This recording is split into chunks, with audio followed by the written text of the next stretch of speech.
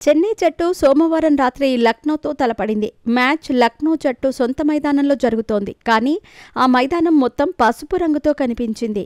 కారణం, చెన్నై జట్టు విజయం సాధించాలని చెన్నై అభిమానులు భారీగా అక్కడికి తరలివచ్చారు.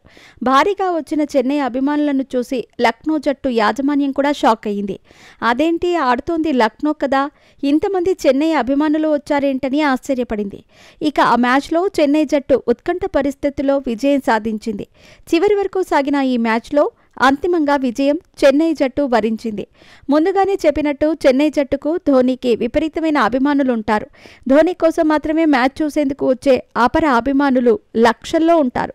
అందుకే వారంతా ధోనీని అత్యంత ప్రేమగా తలా అని పిలుచుకుంటారు. ధోనీ కెప్టెన్ అయిన తర్వాత చెన్నై అభిమానుల ఆనందానికి అవధుల్లేవు. ఇక నిన్న లక్నో దగ్గర ఉన్న మ్యాచ్లో గెలిచిన తర్వాత చెన్నై జట్టు అభిమానులు సోషల్ మీడియాలో చేసిన సందడి మామూలుగా లేదు. చెన్నైకి అపర ప్రేక్షకులు ఉంటారు. ఇక అభిమానుల గురించి ప్రత్యేకంగా చెప్పాల్సిన అవసరం లేదు. చెన్నై ఓటమి పాలైతే కన్నీరు పెట్టుకుంటారు. అదే చెన్నై ఐపీఎల్ ట్రోఫీ గెలిస్తే ఆకాశమే హద్దుగా సంబరాలు జరుపుకుంటారు. అయితే చెన్నై అభిమానులు ప్రస్తుత సీజన్లో డీలా పడిపోయారు. చెన్నై వరుసగా మ్యాచ్లు ఓడిపోయి పాయింట్ల పట్టికలో చివరి స్థానంలో ఉంది. సోమవారం లక్నోతో జరిగిన మ్యాచ్లో గెలవటంతో ఊపిరి పీల్చుకున్నారు. తమ జట్టు ఆటగాళ్లకు సపోర్ట్ ఇవ్వటానికి లక్నో బయలుదేరి వెళ్లిపోయారు. అయితే అలా వెళ్లిపోయిన ఓ అభిమాని చెన్నై జట్టుపై తనకున్న ప్రేమను అందరికంటే భిన్నంగా ప్రదర్శించాడు.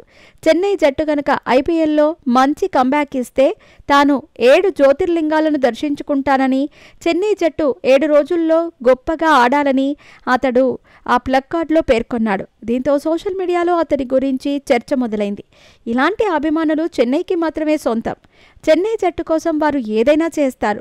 చెన్నై జట్టు గెలవటానికి తమ వంతుకు మించి పాత్ర పోషిస్తారు. ఆటగాళ్లు నిరుత్సాహానికి గురైనప్పుడు వారిలో ఉత్సాహం నింపటానికి ప్రయత్నిస్తారు. ఇలాంటి అభిమానులు ఉండటం చెన్నై జట్టు చేసుకున్న అదృష్టమని సోషల్ మీడియాలో నెటిజన్లు వ్యాఖ్యానిస్తున్నారు. చెన్నై జట్టు ఇలాగే విజయాలు సాధించాలని, 2023 మాదిరిగానే ఛాంపియన్గా అవతరించాలని కోరుకుంటున్నారు.